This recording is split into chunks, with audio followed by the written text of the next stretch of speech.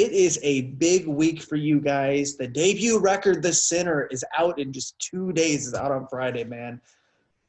Talk to me a little bit about the excitement, the energy, and just the overall feelings around the band right now with this record finally hitting the streets this week.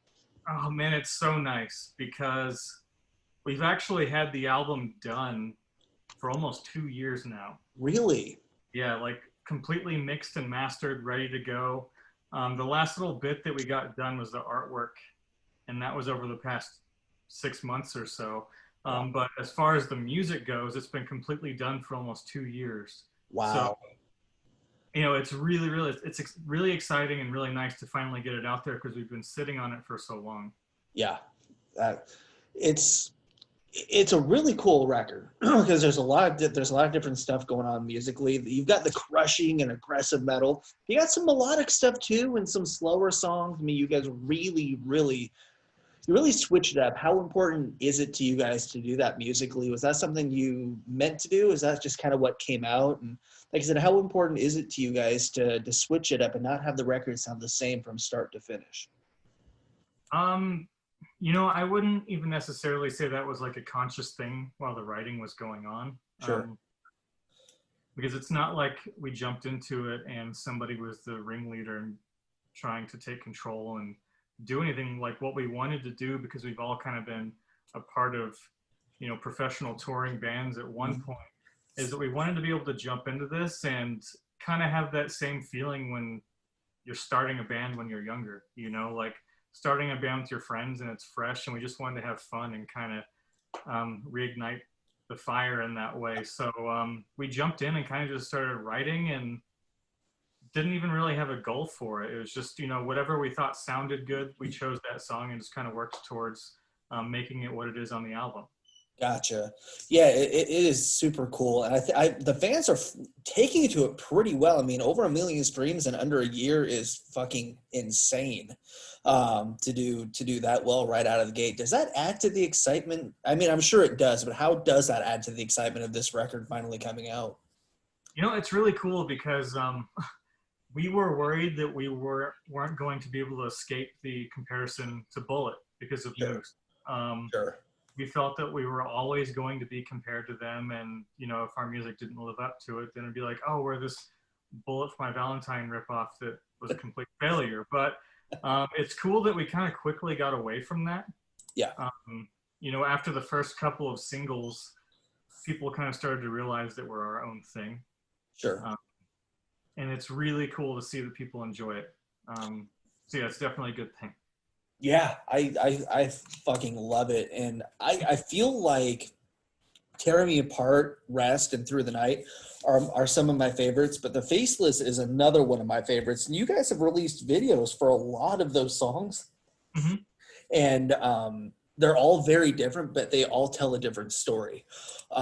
Mental health is a subject that you guys touch on in some of those videos and in a lot of the songs.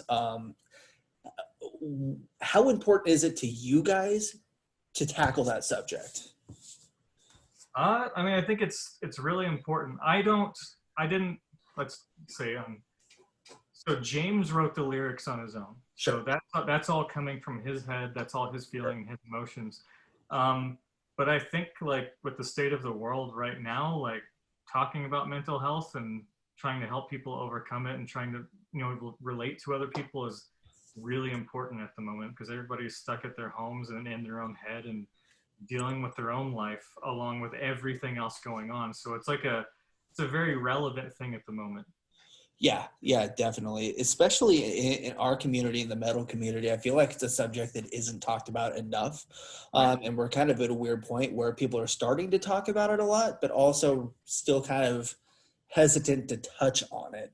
So, I mean, it's really cool seeing so many bands really embracing that subject and wanting to talk about it, writing about it, and just all that stuff. I don't feel like you can do that enough right now. And especially in the metal community and metal world where, toughness and darkness is two very prominent subjects,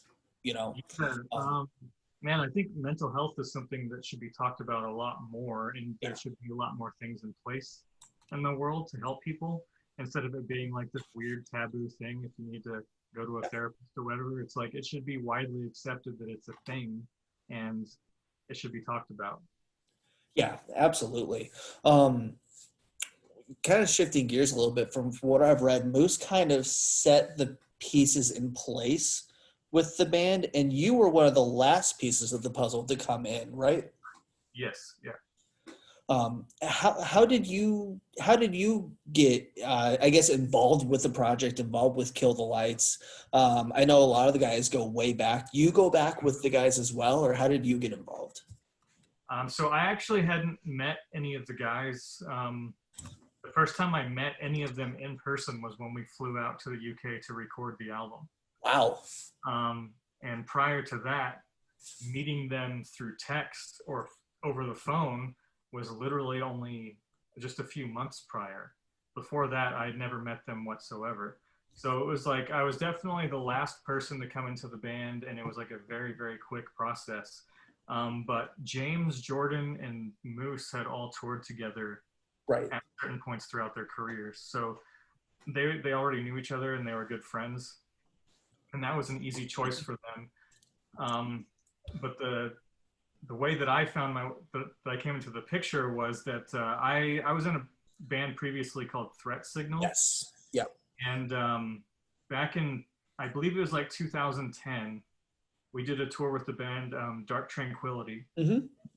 and another band on that tour was called Mutiny Within. Okay. And our producer, our producers were Colin Richardson and Chris Clancy. And Chris happened to be the vocalist in that band Mutiny Within. Okay. So I got to know him really well from touring with him and just keeping up with him over the years on Facebook and stuff like that. And right before they went into the studio, the guys were like, you know what, man, we need a lead guitar player for this stuff. And they asked Chris, like, do you know anybody? And they kind of went through a list of people, and then Chris was finally like, I know a guy, but I don't know if he's available. And then Moose emailed me, and at first I was like, is somebody messing with me? Because the email was like, hey, my name's Moose. I was a founding member of the band Bullet for My Valentine. I've got this new project, blah, blah, blah. And I'm like, no way, no way a guy at this level is emailing me. But I hit him back, and then Jordan gave me a call, and we talked for a minute that same day, and kind of went from there. My audition process was they sent me a demo of the Faceless, and they were like, all right, we've got these 2 solo spots. Write a solo, and we'll see what happens. And they kind of expected me to get it back 4 or 5 days later. I got solos back to them like 4 hours later. Nice. Yeah, and they were just like, Awesome. holy shit, we need this guy. So like the solos were definitely changed. Chris helped me Sure. in the studio and stuff, but they were stoked with that, and that's how I ended up getting in the project. Nice.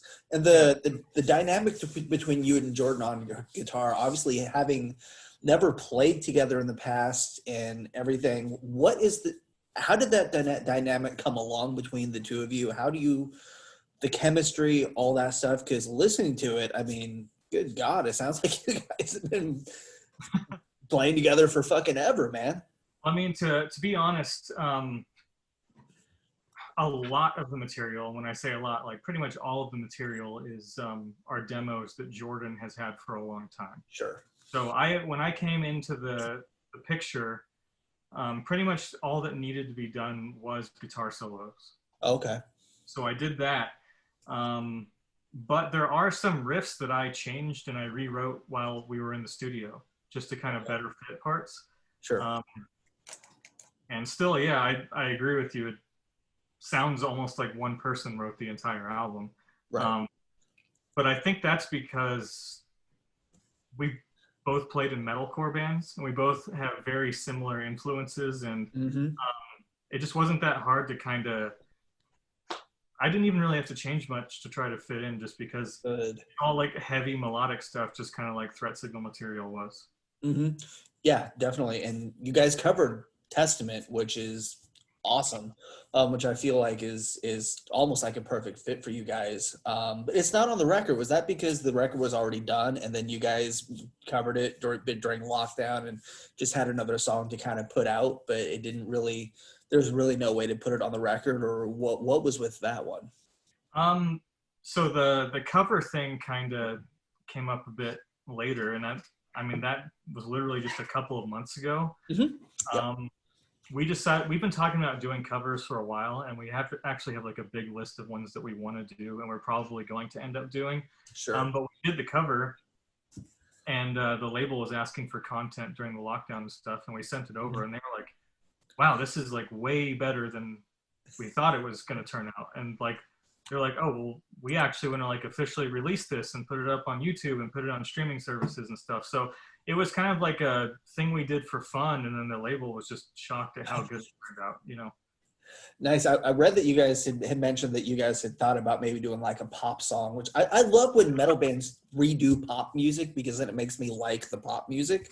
Right. What were some of the songs you guys were thinking about covering, or I mean might do down the road? Because there's some pop songs I think would be like amazing as like metal covers. We haven't like actually talked about doing pop songs as a band. I know Oh, that we're all fans of different pop stuff, and I okay. know I just read an interview that Moose did today, and he mentioned doing like a Britney Spears song. Okay. I could get behind that. The one song that I love is I think it's like "Sweet But Psycho" or "Cute But Psycho." I don't know who sings it, but I really like that song. Like there's some pop songs that would be really good. You know? Yeah, I mean, I've done pop covers Yeah, in the past, just like YouTube stuff, sure. and I love doing it because when they're really well written songs, it's really not that hard to do, and Right. it ends up being really fun. Yeah, definitely. Fearless is a good label to be on for stuff like that. And it was Fearless. I think is it was. I'm interested in that in you guys signing with Fearless because I looked and I don't think any of your guys' previous bands have been on that label. I thought that maybe you'd go with a label you were familiar with. But what made you guys decide to go with Fearless? So there were a handful of labels that we all talked about, and some of them were labels that our previous bands had been on. Sure. Um, but sorry, our manager Ryan, he knows guys at Fearless, and one of them happened to come to him at one point and was like, "Hey man, do you know any projects or do you have any bands that could possibly fit in with our roster?" And Mhm. Ryan was like, "Well, as a matter of fact, I do." So he kind of threw us out there and mentioned who was in the band and sent over some demos, and everybody at Fearless was like, "Holy shit, we have got to get these guys." And Yeah. it's really cool because the label, they're legitimately fans of the music. um, Nice. it's really really cool to see people that are just excited and really want to see you succeed. Mhm. They have so many good ideas as far as marketing and content goes, and it's really refreshing to be a part of something like that. That's awesome. And I wondered if signing with a label none of you guys had been on before, kind of ties in with trying to get away with that stigma of, Bullet and previous bands that you guys have been on, trying to make this something completely different, not even necessarily a supergroup, but its own entity that has no relation to the previous projects other than who was in them. Right, yeah, we want to really make a point that this is a new band. You Yeah. know, even though it's full of people that have, kind of veterans in the industry, it's just like, we're starting from scratch. This is a brand new band, and we're not trying to be any of the previous projects that we were in. Yeah. Yeah, definitely. And I feel like that's something that can be really hard for a lot of bands sometimes, just because fans gravitate towards the previous material of the other bands. But when it's done right, I mean, there's so many bands that have members from other bands and that fans don't even associate with those other previous bands because the material is so strong and the songs are so good. And I feel like that's something that's going to happen with Kill the Lights, hands down. Definitely. I feel like fans are going to see it as its own thing.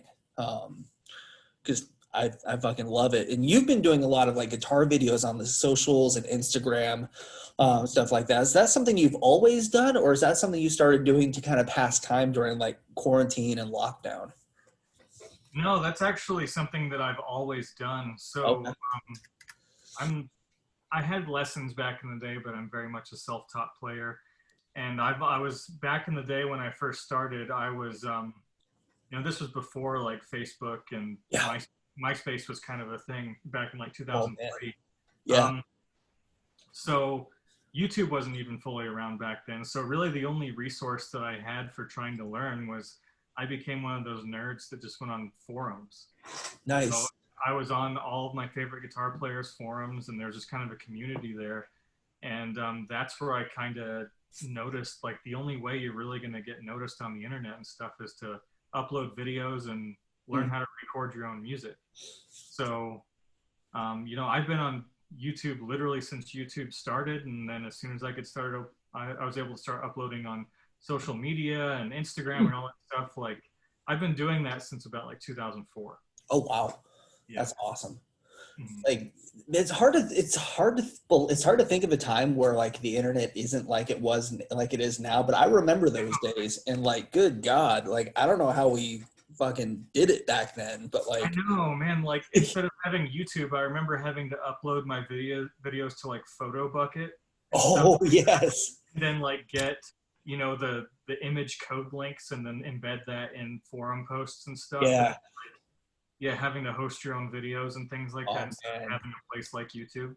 You had to really want to find something if you were going to find it. You had to really like love what you were doing if you were going to post it on the internet. Because yeah, Like, back then, oh dude, man, like I you had remember, the I internet. remember going on like what was that weird platform that was like a hosting thing that you could chat? Was it called ICQ?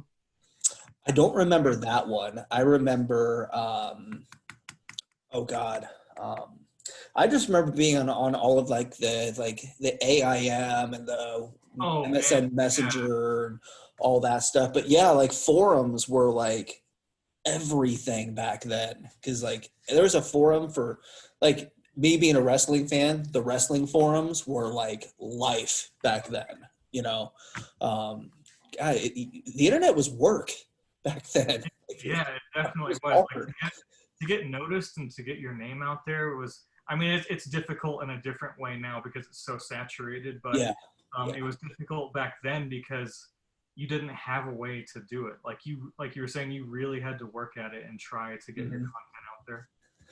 Yeah, I mean, it was like my daughter is 8 and she's obsessed with YouTube, and I keep trying to explain to her what it was like to not have when YouTube wasn't a thing or you didn't have internet on the TV, and Yep. she does not believe me that that was a thing and that the internet was connected to your phone and all Right. that stuff. Like I seriously think she just doesn't believe me that that was real. Like Yeah. it's so much fun watching her face when you explain that stuff. It's so much fun. I love it. It, And yeah, then it makes me sad that kids don't have it like we had back then because they'll never understand right? and never know. It's crazy because all my friends with kids, it's like YouTube has replaced kid shows that were on Yeah, TV.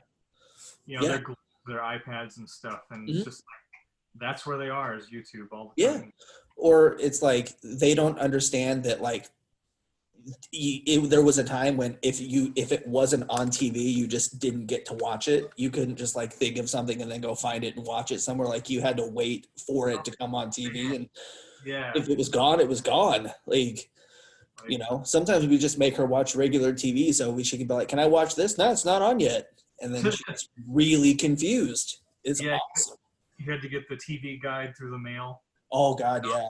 I Oh had the yeah. little box on there, told you what time block stuff were, and I remember um, in elementary school rushing home after school to record Dragon Ball Z on a VHS tape. Yeah. I used to, yeah, it was totally different back then. That's for Oh my sure. God.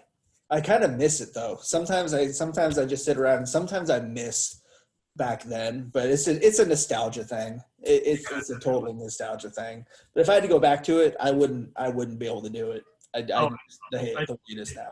Yeah, if I was put back in a situation where I had to have dial-up internet, I'd be like, dude, just kill me now. You know? Exactly. Yep. For real. Yeah. Or I remember like when MySpace was blocked on my college campus because it was like, yeah, there was one place you could go to get on MySpace, and it was the library, and it was like you were a 30-minute time block, and then you had to sign up for it. Like, it was awesome. And speaking of like technology, man, I absolutely love the video for the Faceless. That tells such a really good story. And the video is just fucking awesome. I mean, who came up with that story, man? Oh man, I can't remember the name of the company, but that was before Fearless was even in the picture, so we funded that ourselves. Like we did Wow. the album. Yeah, so we funded the album and that video. That was before the label was in the picture, and I remember our manager kind of hooked us up with this video production company, and they came up with the entire idea. Wow. Yeah, So we kind of just all flew out and met up in the UK, and it was this really cool place, man. I wish I knew how old the house was, but it was like literally like a mansion that you would see in a horror movie. Like ooh, the paint peeling off the walls. Nobody's lived there for who knows how long, I but love that stuff. yeah, me too.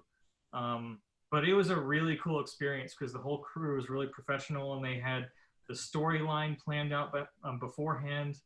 And, all the video footage that was separate from the band, they actually went out and recorded. It's not stock footage. So they like recorded all the other footage after we left. And it was a cool experience. And that company's super professional. I wish I could remember the name.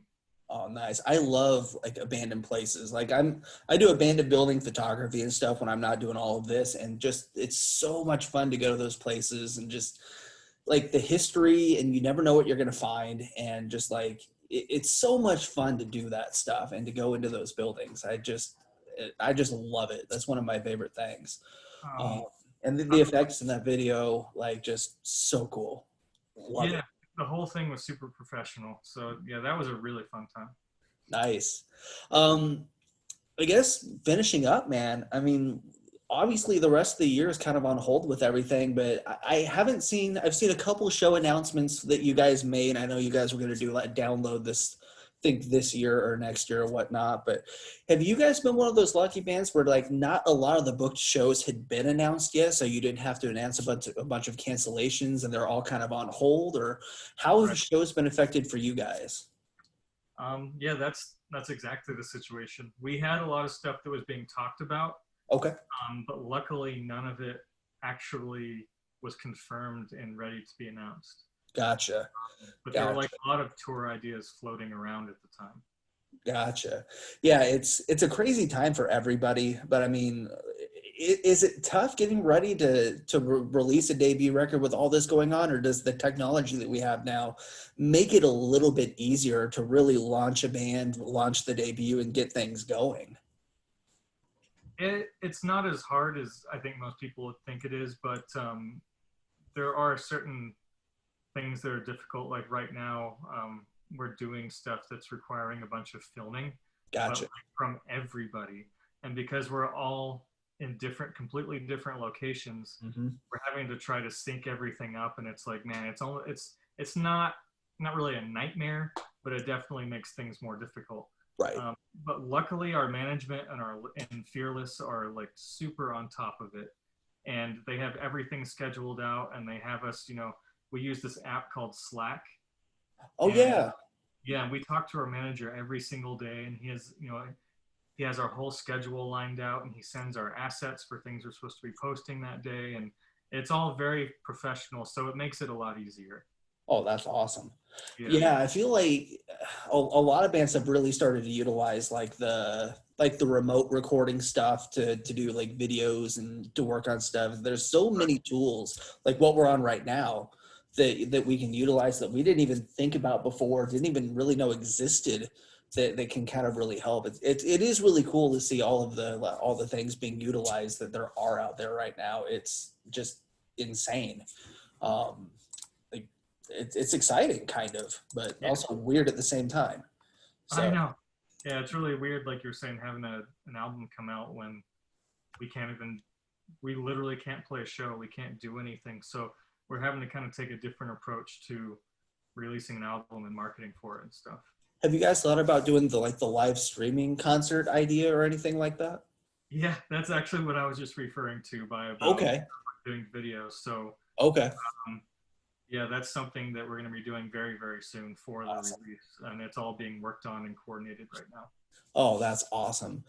Yeah. I love the music, love the new record. It is more than I could have expected it to be. So many good songs on this record. And thank you so much for taking time to talk to me, man. New record, The Sinner, out Friday, the 21st. It's getting close. It's going to get exciting. Dude, you knocked it out of the park. Kick-ass record. Thank you so much. Yeah, thank you, man. Thanks for having me on here. Absolutely. And hopefully we'll see you on the road sometime in 2021. Sounds good. I hope so too.